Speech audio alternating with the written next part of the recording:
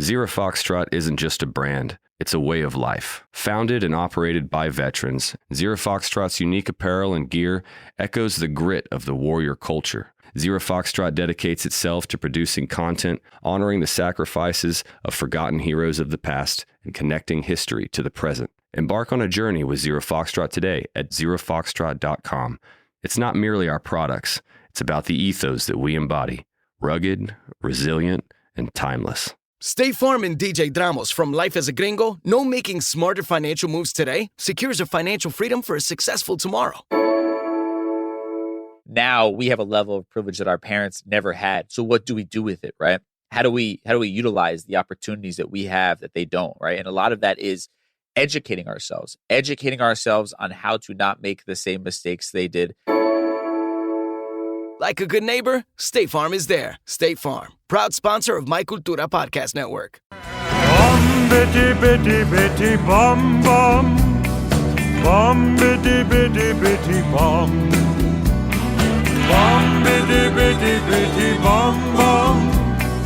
Bum bitty bitty bitty bum. Hello, everybody, and welcome to the extended free preview of this month's episode of What a Cartoon Movie, all about 8 Crazy Nights. I am one of your hosts, the head honcho of Holiday Humbug, Bob Mackey, and who is here with me today, as always? Hey, it's Henry Gilbert, and I'll patch you later, Patchy. And yes, every year we look at a holiday film, and this year we looked at one of the worst, although we had a lot of fun with that in that movie. I said it earlier, 8 Crazy Nights, the only true Adam Sandler animated vehicle to date. Yes, we did Hotel Transylvania last time, but this time, basically Adam Sandler is just drawn on the screen doing his fun screams and his hoobity-goobity talk. This is what could have easily been a live-action Adam Sandler film, gets turned into 2D animation at the very end of the 2D animation boom of the 90s. It was approved before 9/11, comes out a year after. It is a very interesting end of an era, and despite it having so many things that are both disgusting or hateful or not funny, it's not the worst thing we've seen. No, it's pretty fun to watch visually. So you're going to hear a little bit of the fascinating history of 8 Crazy Nights, but if you want to hear the rest of the history and hear our very long discussion of this interesting and disgusting movie, head on over to patreon.com/TalkingSimpsons and sign up for $10 a month. And when you do, you get access to the rest of this podcast and also the previous 6 years worth of What a Cartoon Movie podcast. We have covered so much in these 6 full years of What a Cartoon Movie. We've covered the entire Disney 90s Renaissance. If you like rude movies like this one, we've covered both Beavis and Butthead films. We've covered oddball movies like Rocko's Modern Life, Static Cling, Secret of NIMH, anime, you name it. We have probably covered it, and if not, we will cover it very soon. That's happening at the $10 level, only at patreon.com/TalkingSimpsons. And that $10 level also gets you all the $5 stuff. What's going on there, Henry? Why, that is our ad-free and early podcast bonus area at $5 a month. You get a monthly episode of Talking Futurama and a monthly episode of Talk King of the Hill, of us covering Futurama and King of the Hill just as in depth as we do 8 Crazy Nights. And that gets you a back catalog of, I believe, 200, if not very nearly 200, exclusive limited series podcasts. All the previous Futurama and King of the Hills, plus every episode of The Critic and every episode of Mission Hill gets discussed super in depth, and many of our favorite episodes of Batman the Animated Series. And that includes a lot of holiday episodes of those shows. We have covered like holiday nights of Batman the Animated Series, or also the multiple Christmassy episodes of Futurama and King of the Hill. And everything's ad-free there too. It gets you the Talking Simpsons and What a Cartoon stuff ad-free also. It's all there at patreon.com/TalkingSimpsons.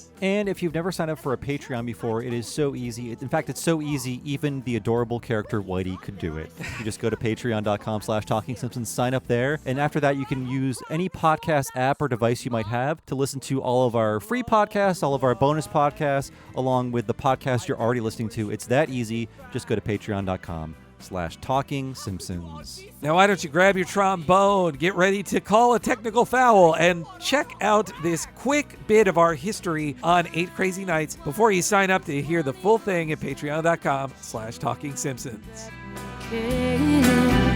But the first time he really needed us, we weren't there. Why don't we dive into the history then of this movie? And because in Hotel Transylvania, I skipped over it because I'm like, we'll cover him up to the release of that movie now. Well, that time is now. So, a rundown of the career of Adam Sandler up to the release of this movie. It is an amazing rising star success. And all his friends who knew him when, like Judd Apatow would say, oh yeah, he was obviously better than all of us. Like, we all knew this. Like, we were all like Judd Apatow saying, I was trying to write comedy, and I was like, well, I'm not as naturally funny as Adam Sandler. Why am I trying? And reportedly very good to all of his friends.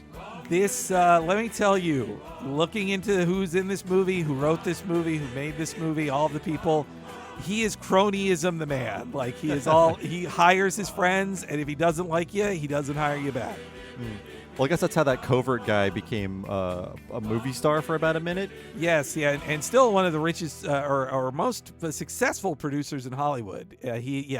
So okay, Adam Sandler, born in New York City in 1966 to the child of Russian Jewish immigrants, but his family would soon move to New Hampshire, and he is a New Hampshire boy. That is why this film is drawn to look like the fake town of this movie is the New Hampshire small town he grew up in.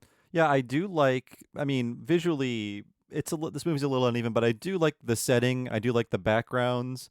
I was talking about this with my wife last night after we watched it. She said she didn't like the colors as much, but I feel like that's a result of just early digital, and everything just feels too oversaturated. It's a little Saturday morning, but it really feels like a lived-in, quaint city. And his childhood is also pretty much expressed in this movie.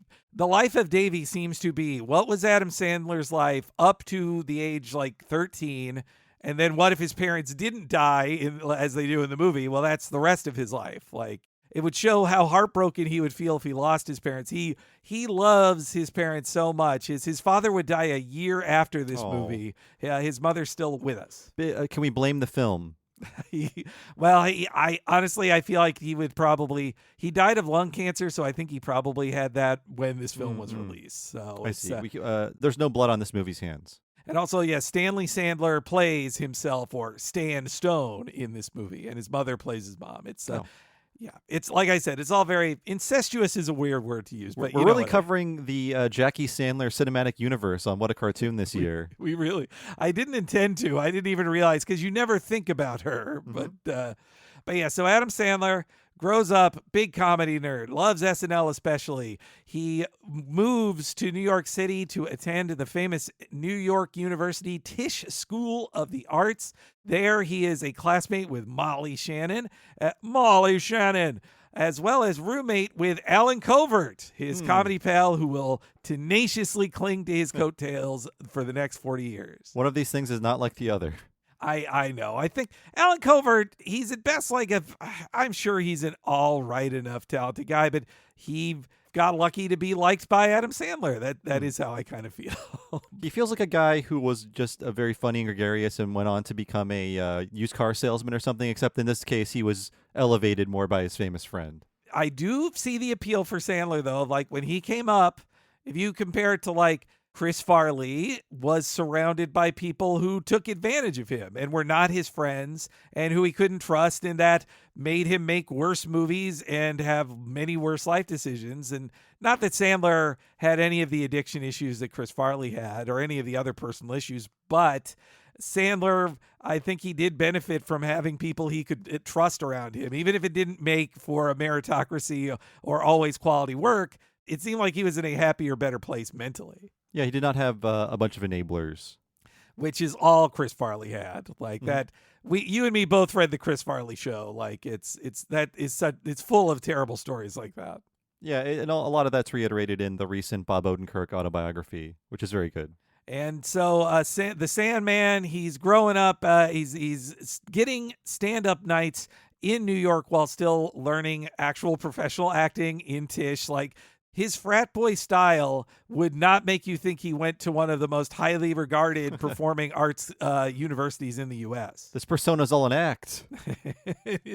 And so he's acting. He's doing stand-up in his late teens. Elder statesmen like John Lovitz and Kevin Nealon take notice of the guy. And Dennis Miller, in most of the things I saw, it seemed like Dennis Miller was the main guy who took notice of him, and a couple years later, he would be the one in the ear of Lorne Michaels saying, "Get this guy on the show." But before that happened, by 1987, when he is not even 21 years old. He appears on The Cosby Show as a classmate of Theo in multiple episodes. Yes. Thank you for pointing that out, because that was part of my little write-up about Adam Sandler when I was 11. Just the things he's been on is like, and even The Cosby Show, because I was a big Cosby Show rerun watcher. And when he would show up, I'd be like, oh my God, it's Adam Sandler. It's adorable to see him there. He's like, you do get to watch this, man-child grow up in front of your eyes. And you can even find like his first appearance on Letterman Online too around the same time. And he's just such a baby. But his stand-up when he started was what you like about Adam Sandler, a guy with silly characters that are like a one-name thing, like the stud boy he would end up playing on the remote control show, or his silly little songs that were so endearing. Yeah, after watching this movie, the new Hanukkah song plays over the credits. I'm thinking, just show the concert footage. You can make this legally a movie length if you do. But also I was thinking, this is why I like him. I love how the entire point of this song is just to make the sweatiest rhymes ever. Yeah. The fake act of, I'm just making this up on the fly and I'm not like, it is like a bashfulness that is endearing, even though when you look into his work, like he worked really hard. It is what led all of our classmates to thinking, I could be Adam Sandler. He doesn't try at anything. Mm-hmm. Like that you don't think he is trying. So in the late 80s, he moves to Los Angeles. He's doing a lot of performing around, especially at the Improv, which is, the famous black brick wall behind you. That's the Improv. And he would be roommates with comedy nerd, college dropout Judd Apatow. And Alan Covert would follow him to the Los Angeles as well. He would be a doorman at the Improv first. And then his friends would be like, you should do stand-up too. And they thought he was funny. It's not they thought... Though I do think sometimes it feels like Alan Covert is around to be the guy they all bully. Like, yeah, I feel like every group, celebrity group, kind of has that guy who's not as famous. Again, it's why they make him do like nude scenes in movies as a joke. But so, like in Mr. Deeds, there's an entire scene where it's like it's PG-13 nudity, but they're like, so you're gonna be naked in this scene, and we're showing your hairy ass on screen. So and go. See, that's another one that I almost saw just because it was the return of Winona Ryder after the scandals. And I also saw Mr. Deeds because I learned Joey Lorian Adams was in it Big Daddy. I saw. Big Daddy, right. Yeah. So not only does he have his pals Apatow and Covert, but also he has buddies David Spade and Rob Schneider. They're moving up ahead of him. They get hired to SNL before he gets there. They start in the fall of 1990, and he starts pretty jealous of them a little bit. But don't worry, folks. He gets his audition very soon after, and he tells this funny story that when he did his audition, he only does his stand-up. He doesn't do characters, and he thinks in his head, oh, yeah, I'm a little too good for this. I hope they can get down to my level and hire me. I hope they don't miss out on me. That sounds a bit like the Bob Odenkirk interview or audition where he just basically told Lorne Michaels, here's what's wrong with your show. And Saturday Night Live, in case you don't know, by this point, this is when they were hiring some of the first people who grew up as fans of Saturday Night Live. Like this is guys like David Spade, Rob Schneider, Adam Sandler, Chris Farley, Chris Rock. They grew up watching Saturday Night Live's original years and thinking, I want to be Bill Murray. I want to be Chevy Chase. I want to be Eddie Murphy. And they saw Saturday Night Live as the launching pad, not just to being on that show, but becoming a movie star. Well, I don't know about you, but this is around the time I was getting into the show. I want to say the fall 91 season was the first time I watched SNL regularly. And then because I was a big boy and able to stay up when I was 9. And then I continued to watch it. I tapped out around 2004, but I did watch almost every episode live from 1991 to 2004. So I know so much about that era. That's why I love that Live from New York book. But this was really my era, and these were my guys, as Mark Maron would say. Yeah, I was getting into watching all of the reruns around this time, and definitely the Wayne's World movie boosted my interest in watching Saturday Night Live. And yeah, by the mid-90s, I was more of a Comedy Central viewer, or also if a friend told me like, oh, dude, you got to see this sketch or whatever. Though the big thing that pulled me into Adam Sandler wasn't just the movies, but also his comedy records that came out late in his time in SNL too. Yeah. Yeah. And my love for SNL in the early 90s is why when the show All That came on, I thought it was garbage because I had been watching SNL far too young for 4 years. And I thought, well, I know the limits here and I don't like any of this. But I had a friend that was way into it. So I would just kind of watch with scorn over his shoulder. I looked down on Mad TV for similar reasons too, though that wasn't made for children like All That, where it's just like, oh, smelly feet and cheese. But on his way to SNL, Sandler also does MTV's Remote Control, where he, is the breakout star of that, though Colin Quinn's funny on it too. And he also stars in a movie that you'd only know because he's slapped on the cover Going Overboard. Right. It's one of those things where they realize, oh shit, this guy was in an old movie we can sell again. So there's one with Jim Carrey called Rubberface that you would see. The original title is not that. And it's either the Jim Carrey movie or the Adam Sandler movie that they're not in that much. I forget which one it is. I think it's the Carrey one. Based on the description, Adam Sandler does seem to be the intentional lead of the movie. I've never watched it, though. Alan Covert's in that one, too. He has an acting gig as well. Lorne Michaels finally hires him. He joins in the fall of 1990, first hired just as a writer, and then made it a featured position by the end of the season.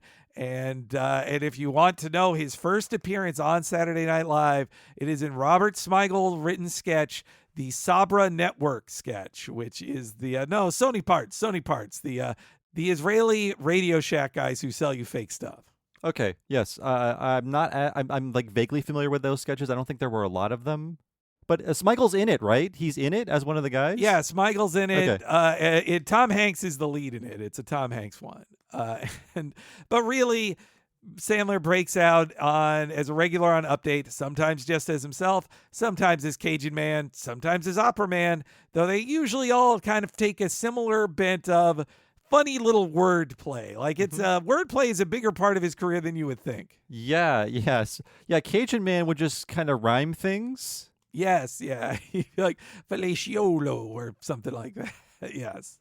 And also a big hit moment for him was in 1992 when he sang the Thanksgiving song, which was written with him, Ian Maxtone Graham, and Robert Smigel. And part of the fun of it is in this, holiday song, it's him talking about how much he loves turkey, but there's not much else to say about Thanksgiving. So he has to say turkey with gravy and cranberry. Can't believe the Mets traded Darryl Strawberry. And Jimmy Walker used to say dynamite. Right. Yeah. Let's eat turkey in my big brown shoe. Yeah, these little very stupid songs would be the highlight of Weekend Update around this time. There was that. There was the Red Hooded Sweatshirt song. Right. There was the song about your grandma. There were so many of these little stupid songs that they all had like 3 writers. But they would kill. They would kill on Update. Yeah. And he would be thrown to usually by Kevin Nealon. Though by the 94 season, a rough season, the 20th season of SNL, the Update desk is taken over by Norm Macdonald. Oh, I should also say, too, he wrote Lunch Lady Land. That was another big hit of his before Hanukkah song. Oh, right. With Bob Odenkirk helping write that one. There was no Lunch Lady Land movie. How did that not happen? Well, because Chris Farley. If Chris Farley lived, there'd have been one in 2001. I think our generation was the last one to grow up with classic lunch ladies. I feel like you saw them more on Nickelodeon even though I had lunch ladies. I mean, who looked kind of like that. Yeah, yes. yeah. Now I think they're definitely not old white ladies. I think they're going for a cheaper option in schools. The Lunch Lady Land song too, it comes from the same place as the character of Whitey and so many other characters he created, which is Adam Sandler does like bullying and he likes bullying comedy, but he also knows it's wrong. So he wants to mock how look at this ugly lady with a mole and isn't she fat and weird, but then he at the end wants to give her a happy ending and say, but we love her, isn't she great? It's the song about grandmas is all about how you should love your grandma even if she's gross. The song you gotta blibby, you gotta blabby, you gotta hug grandma even though she's flabby. Man, see, wow, he is a genius. You gotta change grandma's diaper. That's another lyric. If you pull up Lunch Ladyland, you can also just like be star spotting in the background, including like, oh, there's Sarah Silverman just standing in an outfit doing one of the few things she did on screen. One of many women wasted on Saturday Night Live, hired because they're like, oh, you're a funny lady. We'll give you nothing now. Hired Soup, she was in her early 20s in that. She looks like a teenager on that show. She was like the same age as Sandler or close to it, but she looks so young. Oh, yeah. Yeah. I believe she was dating Dave Attell. If I'm going by her autobiography, I believe she was dating Dave Attell at the time, and they both got hired. Not that she was hired because she was his girlfriend, but they were hired together. That then brings us to the 6th crazy night of Hanukkah in 1994, Saturday, December 4th. Though if you want to learn the history of the actual holiday Hanukkah and the 8 crazy nights, I suggest listening to our Rugrats podcast we did about that 5 years ago. I mean, Rugrats is how I learned about Hanukkah. Me too. Me and Bob should say about this movie that's about Hanukkah to an extent. Neither of us are Jewish. So we're two Gentiles looking at on the outside of this religion. But also, this movie does not want to be religious at all. All it tells you about Hanukkah is basically the elements of the Hanukkah song that come at the end. It's like, well, there are 8 nights of gifts. What that signifies, you're not going to find out. Also, there are Hanukkah cards, I guess. Sure. That's kind of it. It's like, it's not Christianity, but also there's not Christianity in the movie because when someone goes to pray, they go pray to the mall. It's, I don't know if he's intentionally doing that, but it does feel like it's like, oh, America prays to a mall. Like he wouldn't pray to God. Like this guy believes in nothing but the wonder of American commerce. But so on December 4th, 1994, he debuts a song, the Hanukkah song, a tribute to a holiday for Jewish people that does not have a lot of popular songs for it. But who helped write it? Why, that would be our guest who gave us a lot of answers on why and how the Hanukkah song came together. Lou was a writer for SNL, and he is one of the credited writers for the Hanukkah song, so we figured, let's talk to Lou Morton about how this song came into being. Hi, everybody.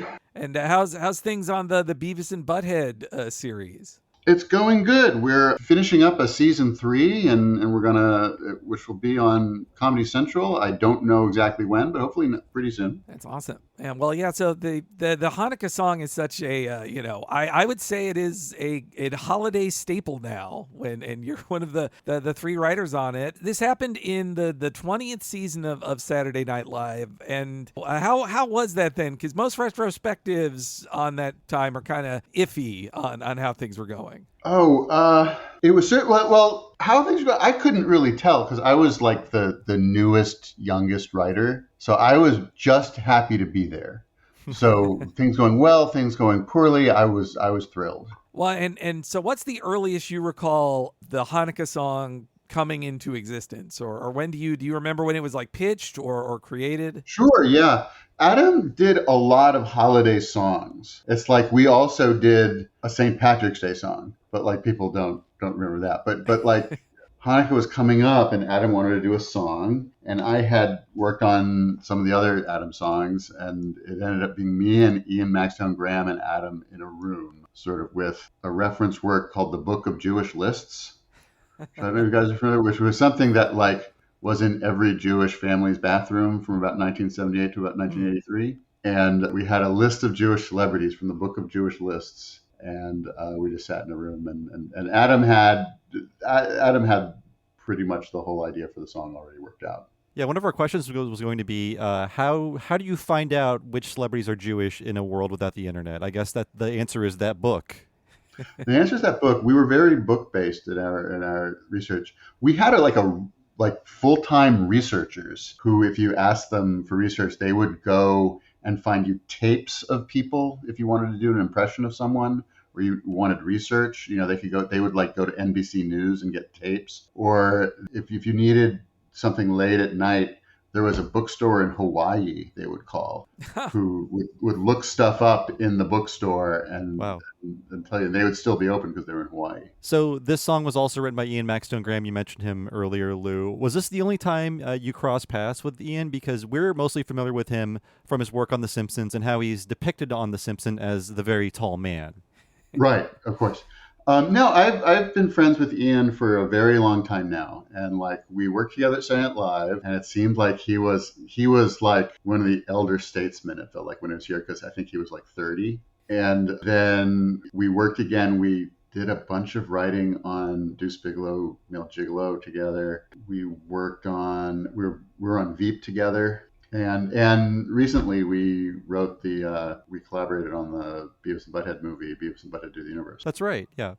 Yeah, it was with another Max Stone Graham, right? With Guy, yeah, his brother Guy, who I've actually never met, but an old Beavis and Butthead writer from way back in the day. Is it true that Ian Max Stone Graham had up a picture of him and Andy Warhol at Studio 54 in his office? No, but no, I don't think so. But there is a picture of him and this other writer, Billy Kimball, in a fairly recent book about Studio 54, which I don't recall the name. But like in the center of the book where they had all the pictures of crazy things happening in Studio 54, there's a big shot of people dancing, and like up on a balcony there's Ian. I believe that photo exists, but I've never seen it. I think I had heard the fellow SNL writer friend of yours, Dave Mandel, say that story of seeing the Warhol picture. So yeah, like Sandler was, I mean, his music was getting pretty big then. Like that, I was rewatching the update sketch or the appearance just yesterday, and like the audience is already cheering, like knowing he's there. Like, so the songs were already getting pretty big at that point, right? And Adam was big. Adam was pretty beloved. Yeah, Adam always did a lot of musical stuff on Update. That was always very popular, like Opera Man, and like there was a Thanksgiving song about turkeys that had been a big hit. That until that point was the holiday song he had done on Update that people remembered. It was the response in the room, in the audience response to the Hanukkah song. We performed it was like as big a response to anything as I've ever seen. And I was actually worried that for the audience at home, because he like couldn't get through the lines, that like it would be so broken up for the audience at home that I was like, would it have been better if the audience would just shut up and let him sing? But like, of course it was great the way it was. There is a line that is changed between the broadcast version and I guess the album version. That's the Marijuanica line. I forget. So, Henry, you just watched the sketch. It was the original line in the broadcast version, "Don't smoke marijuana." Yeah. It's don't on the TV version. Yeah. Yeah. Yeah, I imagine that was either Standards and Practices or the fear of Standards and Practices that made it "Don't smoke marijuana." I think like when was that, like 1993? I think like someone advocating smoking marijuana on like network TV at the time would have been pretty shocking and undoable. Were there any celebrities you heard about who, at the time appreciated their inclusion, or ones who were like, hey, why wasn't I in the song? Or even ones who are just like, or maybe any who were offended at it? No one was offended by it. I know, I definitely heard that Rod Carew was tickled to be in the song. But other than that, I think it would be funny if Jewish celebrities like calling Adam, asking why he wasn't in the song. Like, I sort of wish that had happened, but I'm not sure it did. Well, I will say, as a Gentile child, I had to ask my mom who Rod Carew was. That was the one that, like, I didn't know who that was. That's how I learned who Rod Carew is. Yeah. Hall of Famer Rod Carew. So, Lou, when did you learn this bit had just outgrown its status as an update piece? Because obviously there would be different versions of it. There'd be a movie based on it. But even right after the air, and I remember as a kid, radio stations would just clip the song and play it as it aired on SNL. Yeah, it was on the radio as like a holiday standard, like immediately. Like that was how we knew. It was just sort of, and then it was for I guess it still is, but for very many years it was on the radio a lot. What's it like then to be, have a songwriting credit on a holiday classic? Oh, it's great. It's great. I feel like you're Irving Berlin. Like, yeah, and like every it's also fun as someone completely non-musical to like be to be an ASCAP. Like get regular checks for my Hanukkah song, for my holiday song, even though I could not play kazoo. We can only assume that Ken Keeler is very, very jealous. Yeah, I'm sure he is. When the CD version released, did that give it another boost, you think, a couple years later? I don't know. It's this thing about like holiday songs. It's just like the holiday happening every year gives it a boost. It's sort of like they never really go away. But like it was sort of like in the we play holiday songs on the radio every year canon, like immediately. It was kind of the neat thing about it. It's extra fun because I love that the idea of it is there's like he introduces it as, you know what, there's so few Hanukkah songs, and I feel bad for the Jewish kids out there like me who don't have a song. That's the comedic premise that it starts with, but it really did become like maybe the Hanukkah song like in America. It's all we got. Because like I'm Jewish, Ian is not. Ian is about as Jewish as the name Max Stone Graham would lead you to believe. My name, my grandfather changed the family name to Morton from Mortkovitz to become a dentist. It was like his nom de dentistry. But you do feel growing up that like the Christmas songs have been written by the greatest composers of Europe for the past like 2,000 years, and like we get like dreidel, dreidel, dreidel, I made it out of clay, which is like, that's just not good.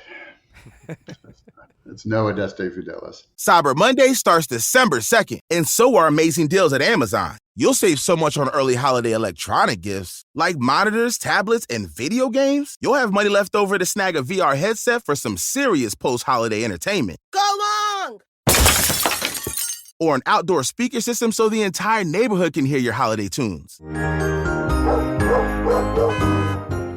Oh, what fun it is to save. Cyber Monday is here with deals up to 35% off.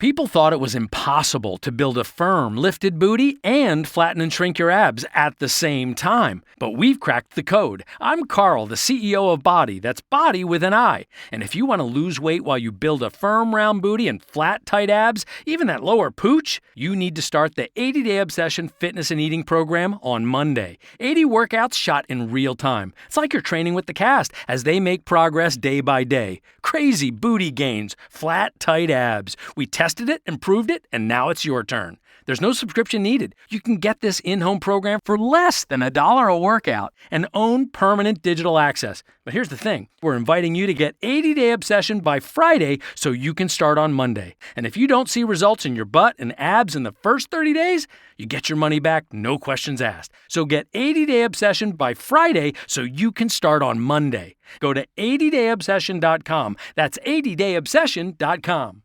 Hey, it's Angela Yee. Searching for your perfect fragrance this holiday season? Celebrate with Born in Roma Perfumes by Valentino Beauty. Born in Roma Donna is a sweet floral perfume with notes of jasmine and vanilla.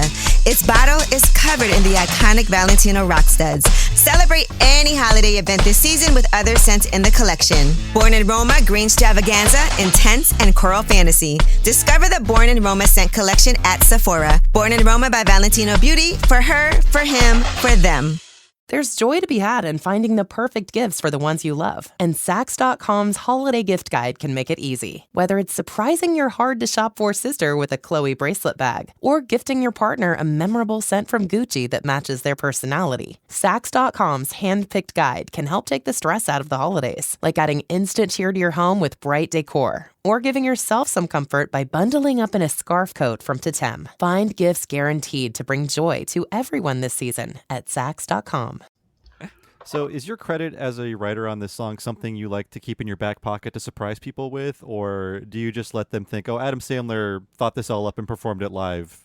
Well, like I don't go around taking a lot of credit for the kind of song because like really like Adam should get all the credit. Like it really was his idea and his song and he did most of the things. Just Ian and I just kind of helped him with rhymes, threw in some stupid rhymes. Like I don't want to like take more credit than I deserve, but on your podcast, when I go on it, I'm going to take as much credit as I can. So when that happens, there's no. This is the spot to do it. Absolutely. I mean, I'm gonna. When I heard it on SNL, when I bought the album, I just assumed, oh, Adam Sandler wrote this, and then you find out later that there are other people. Bob Odenkirk is a writer on Lunch Ladyland. You can surprise people with that fact if they like Better Call Saul. When did you learn that there was, first there was a part 2 song in '99, and then there's an entire movie named after it, like the one line. So when did you learn about those happening? The movie, I was totally out of the loop on the movie. I didn't know anything about the movie. It had nothing to do with the movie. Like, there's one of the new versions of the song, like, it was like me and Ian and this other guy named Steve Corin just sort of hung out in Adam's office on the Sony lot and sort of helped him figure out we had to find some new Jews. But like, and that was kind of fun. And like Adam is like one of the funniest guys to ever live to just be hanging out with. So like it's always fun. It's fun to write something down. It's the best. Oh, actually, on the first song too, did you? I think later it got changed, or I saw this online that it said that Harrison Ford is actually 50%, not a quarter Jewish. Is that? Have you been alerted to this? Oh no, I'm not alerted. We don't. The Hanukkah song does not aspire to perfect accuracy. Like we're not it's not admissible in a court of law. Now the fact checkers are coming for the Hanukkah song. Yeah.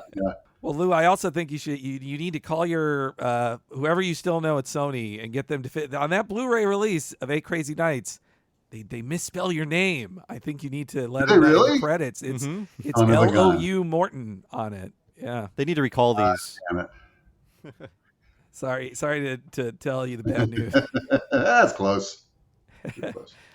Well, I guess my final question is on the legacy of it. Were you also aware that Neil Diamond covered the original? Yes, I love Neil Diamond's cover. It's really great. He really goes for it. Well, that's good. That's good. Did you know in advance, or did a check just show up one day from Neil Diamond? No, I just hear him. Like no one really has to call me for permission for anything. And like if anyone, like actually people are constantly writing me for permission. Can we use the Hanukkah song? And like I always like of course, but just anything Adam wants, it's up to Adam. I don't care. And no, that was a great surprise. That was a lot of fun. Neil Diamond doing it. He has a lot of fun with it. I was just listening to it yesterday. It was really fun. Yeah. Well, thank you, Lou, for filling us in on the Hanukkah song. Is there anything you want to plug? We know Beavis and Butthead, new episode should be coming in early 2025. We love the new reboot. We can't wait for that. Thank you. Yeah. No, just that. Everyone watch Beavis and Butthead. Keep me employed. Any teases for the new year? We have a new season. What can I tell you about the new season? I think it's our best one. Oh, wow. Awesome. I'd like to hear that. Well, but thank you so much for your time, Lou. Yes, thank you, Lou. Thank you.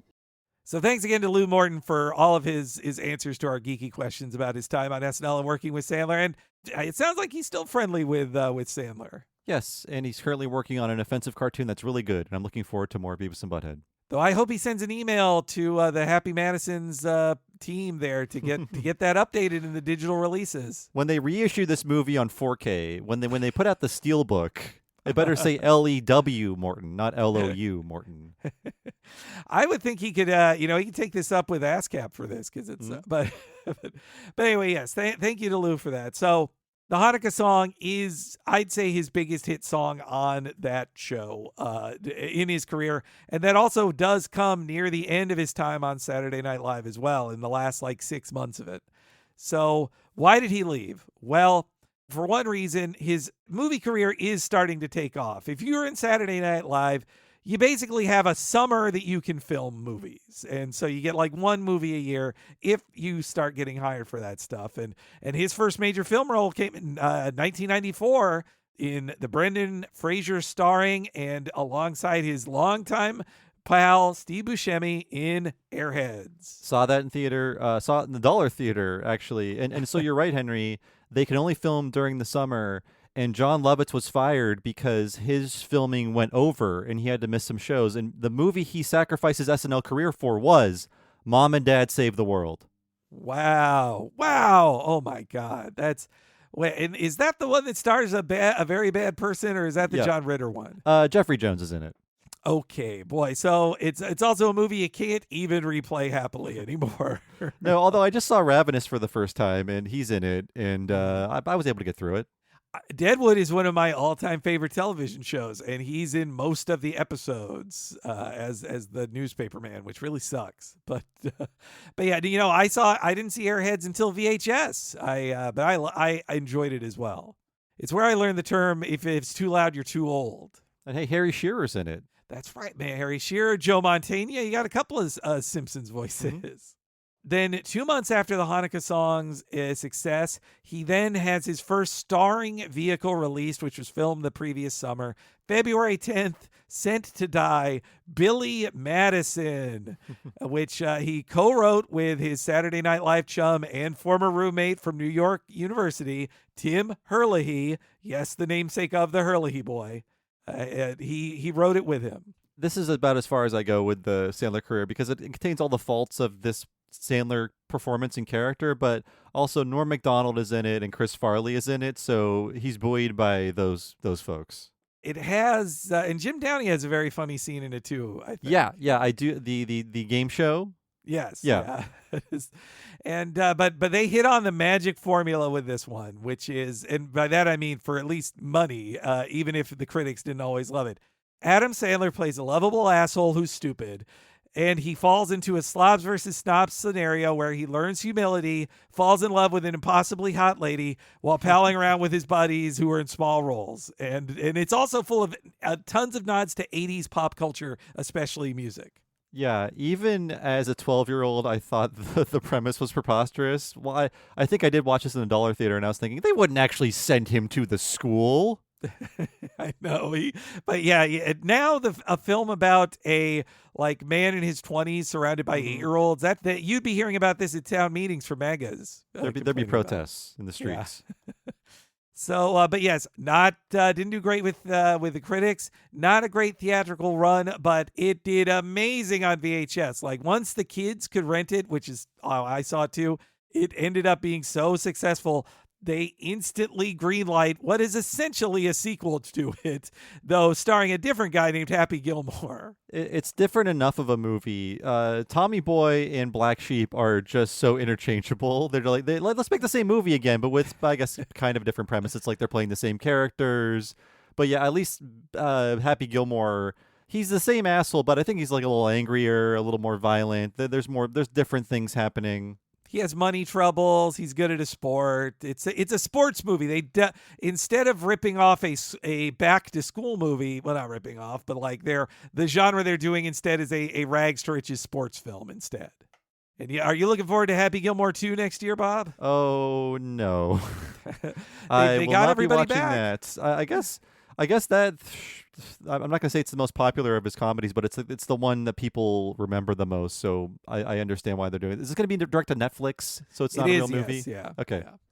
Yeah. But Saturday Night Live was in a really bad place by the end of the 94-95 season. This is when Entertainment Weekly did Is Saturday Night Dead? And then the infamous, like our pal Mark Malkoff on his podcast, when he talks about Saturday Night Live in this era, he talks about the New York Magazine's Comedy Isn't Funny article from March 1995 is like a bomb that was dropped on like the morale of Saturday Night Live. Meanwhile, I'm 12 and I'm just excited that Chris Elliott is back on TV. And hey, I'm starting to recognize Janine Garofalo. I know her from things. But yeah, I just reread that last night, and man, it is so mean. This person was given tons of access, and they're telling all the ugly stories that Saturday Night Live doesn't like getting out, including like, old writers think this sucks. And Janine Garofalo is, when she said something was sexist, got yelled at by her cast members and not listened to, and she quits as soon as she can. Jeez. And they also frame it around Michael O'Donoghue had died that week, and they're kind of framing it like that's the end of the original spirit. This is a musty old institution, and its ratings are poor, and all the good people are gone, and all they have left are these shitty frat bros, Adam Sandler, Chris Farley, and David Spade, who will never be successful like Bill Murray. And now, 30 years later, Lorne Michaels is committed to dying on set. He can never leave that ecosystem. Isn't it nuts to think that that's not the halfway point of SNL now, the season 20? Like, there's so much. And so that article, I do have to say, reading it with today's eyes, when most things that are profiles of Lorne Michaels or other head writers of SNL are like 800-word suck jobs on what a fun, interesting guy Colin Jost is, I would rather see something mean. I miss when journalists were mean and were out for blood. Well, I guess there were more outlets. There were just more of everything, so you could potentially burn bridges to get a good story. Now everything is so consolidated. You don't want to. There's just like the one bridge. Well, I destroy my the only job I have in media to upset Lorne Michaels for a thing nobody will read. Mm-hmm. So there's all this negativity swirling around, and then an NBC executive named Don Ohlmeyer, whose name I know because he also hated news radio. He really hated that season of the show, apparently, and especially hated Chris Farley, but especially Adam Sandler. Okay, so he's the guy who had the thing with Norm Macdonald, right? And him, well, that was also Dick Ebersol, because Dick Ebersol was good friends with OJ, but they both didn't like it. So yeah, Norm gets the boot as well after this. But yeah, so Adam Sandler is clear to say that it was not Lorne who fired him, but it was Ohlmeyer telling Lorne, you fire Adam Sandler and Chris Farley, which it's like to think they could have had an extra year or two of Chris Farley and Adam Sandler before they become movie stars, but they chose not to. God, yeah. I mean, the refresh they did is a season I really like, and I love all those performers, but boy, they were just like throwing out the baby with the bathwater there. They did really need a reset, though. That is for sure. And Adam Sandler, I think, did take it personally and was pissed. Like he did not go to host the show until 2019. He does appear on the show in 2002 to promote 8 Crazy Nights, but he does the cold open and he is gone after that. So 1996, release of Happy Gilmore, and this is where it really solidifies the formula. It has more random stars, more pop needle drops, and Alan Covert gets to be on screen in this. That also shows that Sandler is getting more power. And it does really well at the box office. 1998, though, is when it really explodes. Start of 1998, he releases The Wedding Singer, makes $120 million, and it's with Drew Barrymore, which shows he can make like basically a rom-com. Yeah. Actually, I forgot that I saw that in theaters as well, so it didn't stop at Billy Madison, but to me, The Wedding Singer didn't feel like an Adam Sandler comedy. It felt like more like a real movie. Drew Barrymore helped that. And it helped for me as a kid that I had yet not seen a million movies that were just like set in the 80s and somebody sees a CD player and say, I'll never buy that. Who wants CDs? Or just someone walks into the screen with a flock of seagulls haircut. You start laughing. And what if a grandmother were to rap? What were? That was a huge part of the marketing for that movie. But The Wedding Singer, huge hit, and it shows that he can actually make a movie that like appeals to women, not just young boys.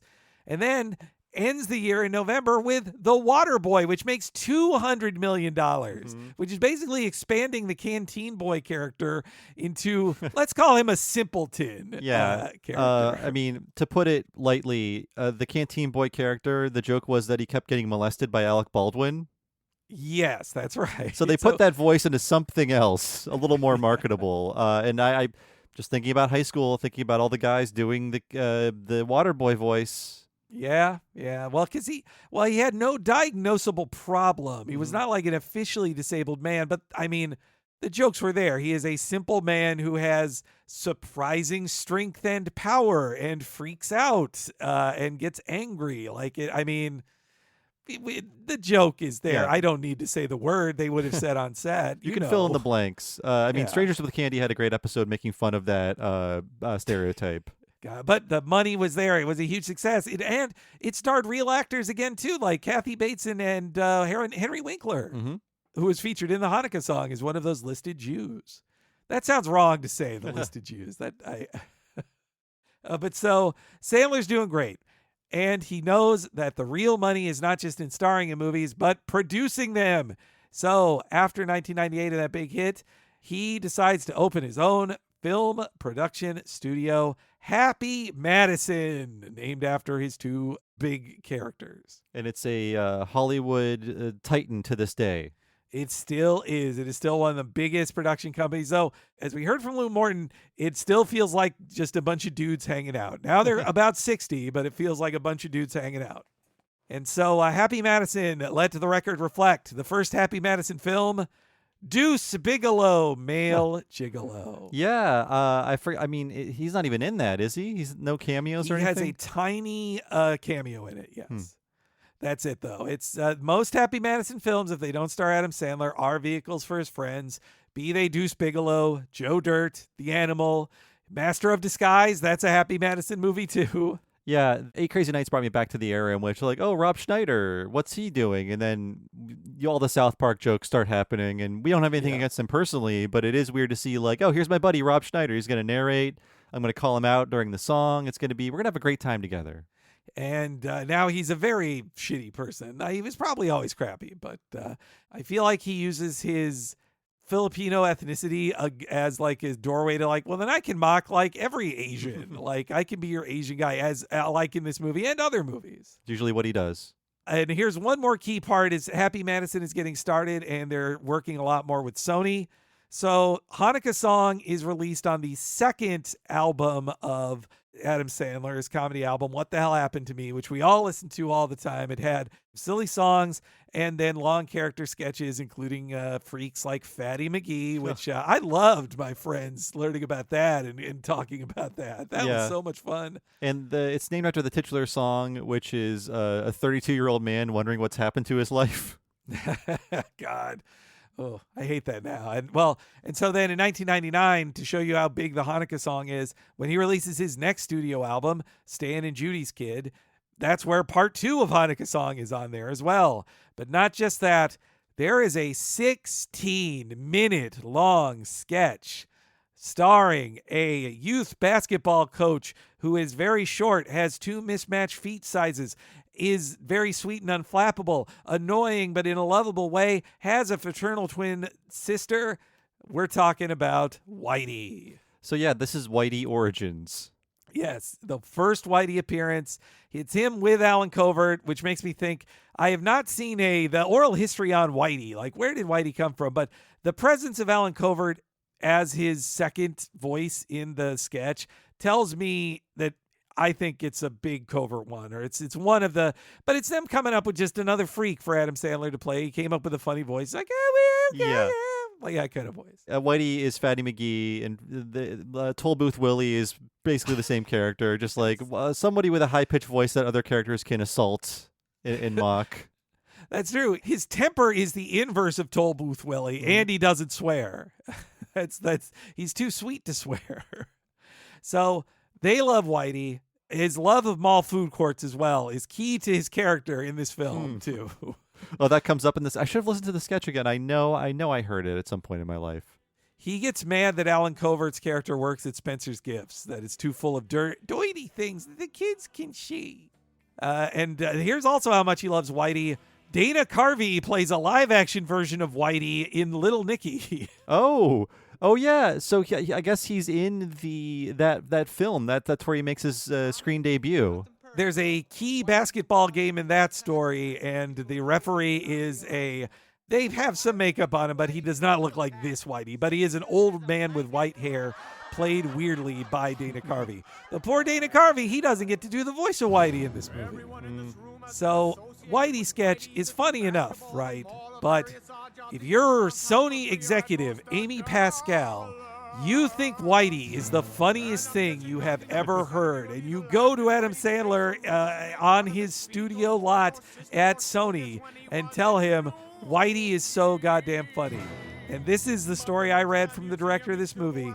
They said to her, we think Whitey could be a cartoon even. And Amy Pascal says, do it. We're doing that. Just boom. That's a movie.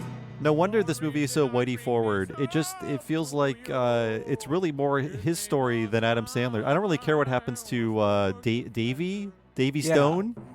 That's right. Whitey is the main character of this movie. Like, it's a stealth Whitey movie. And to know that from the beginning, it's because Amy Pascal, she's like Spider-Man's movie mom. Like, she has been in charge of all Spider-Man movies. Like, that's her claim to fame. Even when she got fired from Sony after the Sony hacks, she still produces all the Spider-Mans. And I mean, cutting to the end of the movie, his goals get achieved, but Davey still is homeless. And I guess he cried once, but he's got a lot of community service to do now. I'm assuming that very night he just moves into Jennifer's home. And he's like, yep, I live here now. I'm your dad. That's all it took. So Amy Pascal says, let's make a movie. Let's do it as a cartoon, like you say. Adam Sandler has never done cartoons before unless you count minor appearances in Spiegel animated sketches on SNL. Like, he's not a cartoon guy. None of his friends are cartoon guys. They're not animators. And not only that, but Sony doesn't have an animation studio either. Unlike a decade from now, when they make Hotel Transylvania. It's nuts that only the extreme success of Adam Sandler could will this into being, this kind of thing. It's nuts. So they set up Meatball Productions within Happy Madison. This is the only Meatball Productions movie because Happy Madison has never produced an animated film since. While Alan Covert is an EP on Hotel Transylvania's, it's not a Happy Madison. So Meatball Productions is their animation wing of Happy Madison? Yes. Okay. That's right. So how do you put together an animation studio out of nothing to get your movie made within 2 years? Well, let's talk about the director of this film now, Seth Kearsley. He is the guy who gets it all together, who they had to hire somebody who had an animation background. None of their friends, if Adam Sandler, one of his Tisch friends, went over to Cal Arts and he could have hired him as the director, he would have done that. But that person did not exist. He did not make enough cartoon pals. Bum bitty bitty bitty bum bum. Bum bitty bitty bitty bum. Bum bitty bitty bitty bum bum.